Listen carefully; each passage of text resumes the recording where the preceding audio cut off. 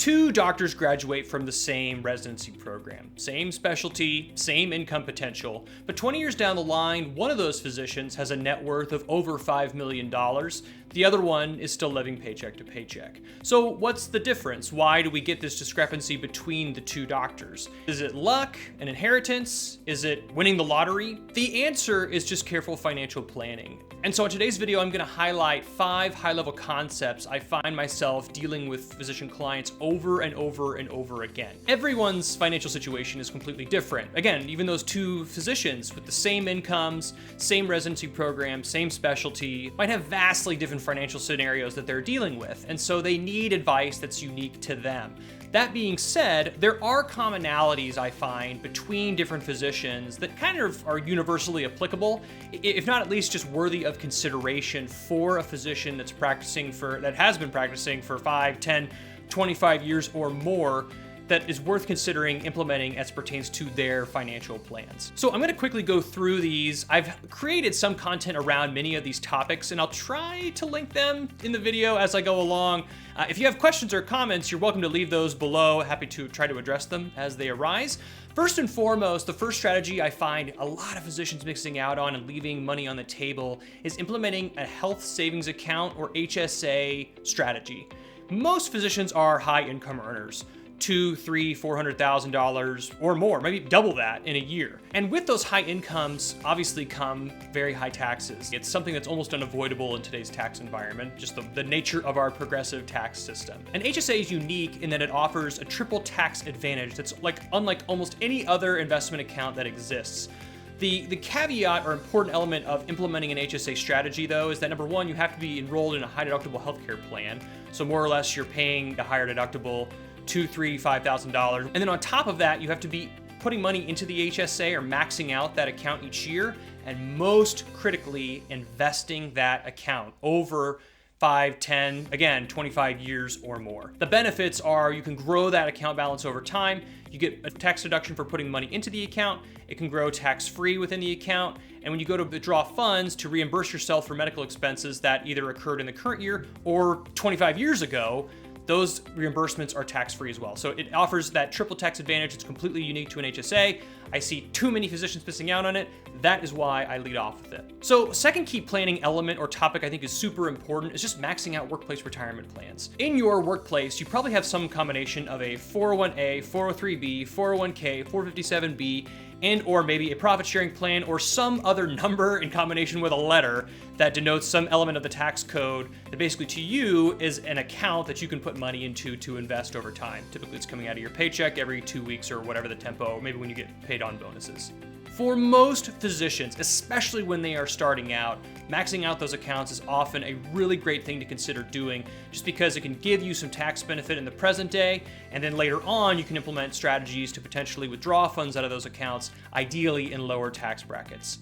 Is that universal advice? No. Some certain situations warrant different considerations, but by and large, at least giving thought to maxing out your available accounts that are available to you through your workplace is a really great tax advantage way to build wealth over the near and really long term. The third strategy I'll highlight is what I'll call excess investing. This is really just extra cash flow that you have coming in via your paycheck that goes above and beyond what you're putting into your retirement accounts through work or maybe what you're spending. Ideally, there is an excess there. If there is not, I think maybe some budgeting or kind of considerations around that might be worth considering. The goal or idea is that you likely should be investing some amount above what you're putting into workplace plans. There's many different ways or places you can put that. The 3 I highlight to most physician clients when I first start working with them is number 1, some sort of taxable brokerage account, and ideally putting that money to work in a tax efficient manner.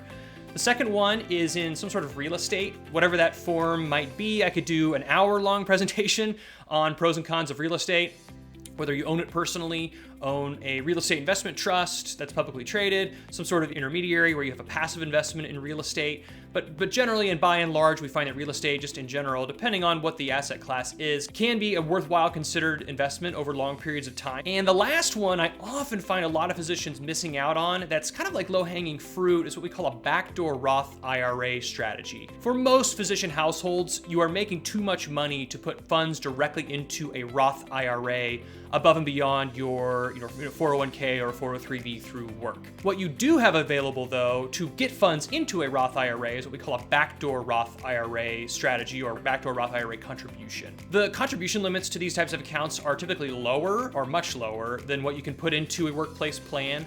The real benefit of doing that is building that Roth IRA balance over time, offering you tax-free withdrawals in retirement. And when done in conjunction with withdrawals from other types of accounts, whether it's the taxable brokerage account I just mentioned, or a 401k or 403b that's pre-tax money that you haven't paid tax on, when those funds come out of those accounts, you are paying tax on it.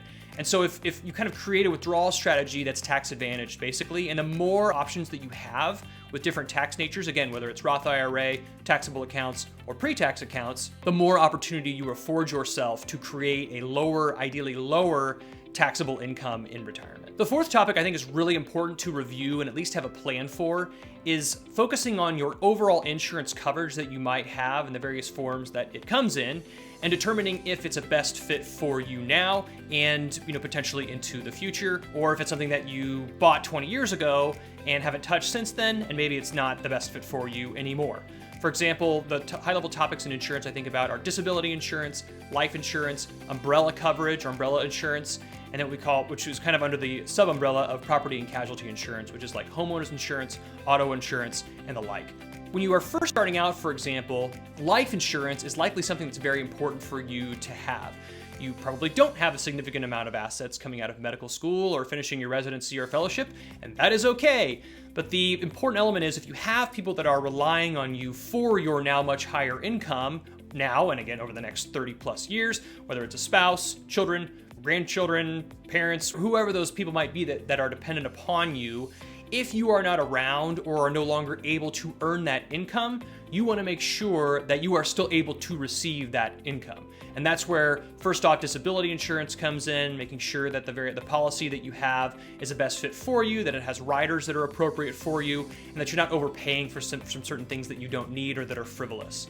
On the life insurance front, you're effectively saying, if I'm no longer around, what is the amount of money that is needed to replace me and my future earnings to basically give my loved ones, whoever that might be, the kind of lifestyle that I want them to have and that they are accustomed to as well. There's a lot of analysis that can go into that and making sure that whatever those values are is a good fit for you. Another important element, I think, of just this insurance discussion is reviewing umbrella insurance, especially as you start to build a net worth over time. If you're in your mid-50s, for example, and looking at retirement in the next decade, having umbrella coverage is huge because it effectively provides you some amount of liability coverage for certain things that may come up. You being a physician are likely a higher target for liability and for demands for assets that you might have in the event that litigation were to occur. And so protecting yourself from that downside risk is huge. It's as important or arguably more important than a lot of the kind of contribution and investment strategies that built your wealth to begin with. You're trying to protect it now, you're playing defense, having that umbrella coverage can be huge. And then as well, making sure that auto and homeowners insurance are reviewed from time to time, that they're still appropriate for you, that they match the value of your home, for example, and that if your home were to have damage to it, that you have the replacement value for your home as opposed to just some set amount that was set 25 years ago. So all this to say that just insurance review in general is very big. I think that life insurance and disability insurance especially are important for physicians, just given that you've foregone earnings for a long period of time. You didn't make a lot of money, which is fine, while in training and school and residency and fellowship. And now you are making a lot more money, and you want to make sure that you are protected over time in the event that you are no longer to make that money, physically no longer earn those dollars. So last topic, and there's a myriad of topics that I can't touch on in a 5 or hopefully less than 5, maybe 10-minute video. Estate planning is one of them, but if there's other topics certainly that come up, check out the blog I've linked below. We have other video content just like this, a lot of it focused and catered towards physicians and kind of financial planning elements and topics for them. But the last element or topic I really want to touch on is what we call estate planning, which is effectively having a plan in place in the event that you pass away or are for some reason incapacitated, for example, and can't make decisions for yourself for either for a short period of time or for the rest of your life. One of the best adages I've heard about an estate plan is what's called the 4 rights. It's making sure that you're getting the right assets to the right people in the right way at the right time.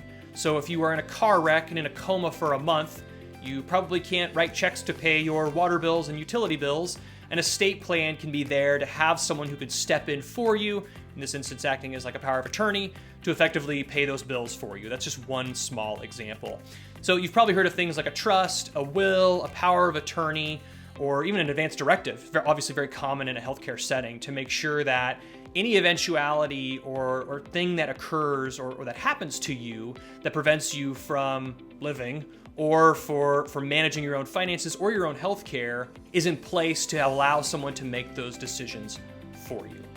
So that is kind of like a high-level overview of kind of 5 key planning elements that I very commonly see with physician clients. These are things that even out of the gate we're very often reviewing to make sure that do they still align with the individual's kind of goals and objectives, kind of where they are in their career and kind of where they are in kind of their journey towards retirement. Like I mentioned, by no means an exhaustive list. Obviously, investing in general is something I didn't even really mention that much, or kind of the approaches that you take to investing. And really that's just because there's so many elements that can go into a comprehensive or cohesive financial plan for a physician. I just want to kind of touch on a lot of those that I think create a lot of value over time. Thank you, as always, for tuning in. I'm Scott Sturgeon. I'm a senior wealth advisor at Oread Wealth Partners. We work with a lot of physicians and business owners as well in navigating a lot of kinds of topics just like this and putting together a comprehensive financial plan that really aligns a client's goals, their objectives with their current finances to make sure that they can get to those places